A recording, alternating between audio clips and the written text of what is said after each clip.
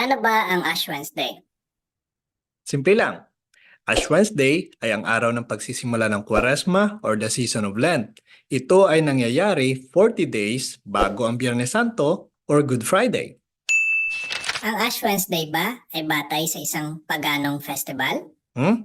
Sino may sabi? The practice of Ash Wednesday ay nagsimula noong ika-11th century, long after Europe had been Christianized at ang mga paganong kulto ay nalimot na. Kaya hindi sa pagano ang basihan. Sa halip ito ay may basihan sa Biblia. Ang kaugalian ng paggamit ng abo bilang tanda ng penitensya at pagluluksa ay matutukoy pabalik sa lumang tipan. Sa aklat ni Jonas, ang mga tao ng Nineveh ay nagsisi sa pamamagitan ng pagsuot ng sako at abo. Jonas 3:6. At sa aklat ng Daniel, ang propeta ay nananalangin habang natatakpan ng abo bilang isang akto ng penitensya. Daniel 9:3. At lahat ng ito para sa tunay na Diyos, hindi sa kung anong paganong paniniwala. Bakit tinatawag itong Ash Wednesday?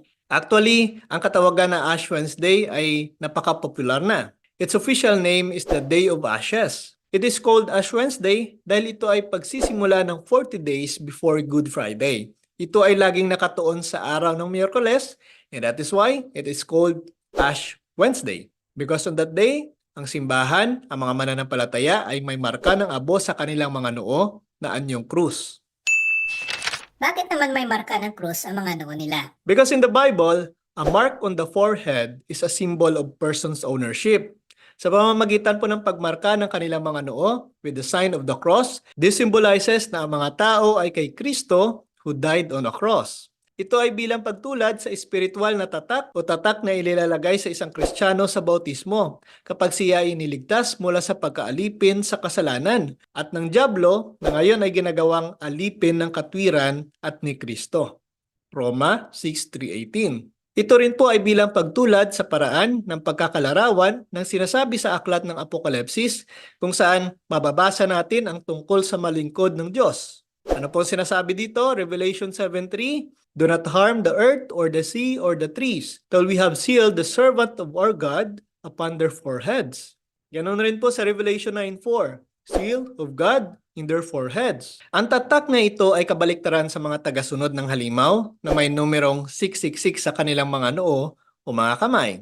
Saan ba sa Biblia nakabatay ang tatak na krus sa noo? Ang basihan sa paglalagay ng tatak ng mga lingkod ng Diyos para sa kanilang proteksyon sa aklat ng Revelation ay isang paghalintulad ng pangyayari sa aklat ni Ezekiel, kung saan nakita rin ni Ezekiel ang pagtatatak ng isang marka sa mga lingkod ng Diyos para sa kanilang proteksyon. Ano po ang nakalagay? Ezekiel 9:4, and Yahweh said to him, go all through the city, all through Jerusalem, and mark a cross on the foreheads of all who grieve and lament over all the loathsome practices in it. Malinaw po ng ginamit na Hebrew alphabet ay Tav, na ang simbolo naman nito sa ancient Hebrew ay cross.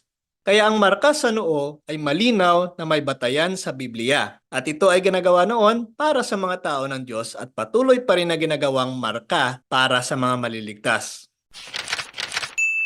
So sana po nakatulong po ang ating video na ginagawa at sana po ay nasagot po ang mga katanungan natin na nagbibigay sa atin ng pag-aalinlangan sa ating pananampalataya.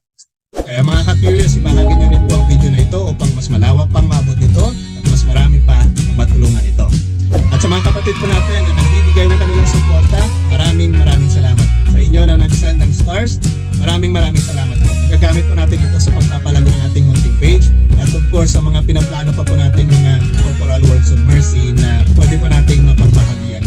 At mga kapatid, available na rin po ang ating Curious merchandise na kung saan makakapili po kayo ng iba't ibang designs na angkop po sa mga nais ninyo, sa mga community na kinabibilangan ninyo, at sa debosyon na ipinapalaganap po ninyo bilang mananampalatayang Katoliko. At kasama po sa Mr. Curious merchandise na makukuha po ninyo ay itong ating t-shirt, meron tayong tumbler, and of course cup na magagamit po ninyo sa tuwing nag-aaral po kayo o madadala po ninyo sa inyong mga trabaho. Again, sa ating Mr. Curious merchandise, bahagi po ng ating kikitain dito ay ating itutulong sa ongoing project na meeting hall doon sa Kalinog, Iloilo, na kung saan ito ay pagdadausan ng malaking gatherings or formation para sa mga kapatid po natin na may debosyon sa Divine Mercy.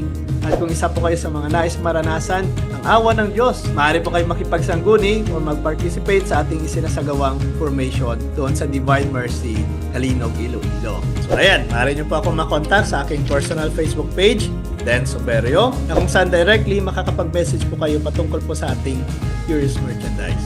So sana suportahan po natin ito upang mas mapalawak pa natin ang ating ginagawang evangelization. Muli po, this is Mr. Curious Catholic. Kasama po ninyo sa pagtatanggol ng ating simbahan. Pro Deo et Ecclesia. Sa Diyos po ang lahat ng kapurihan.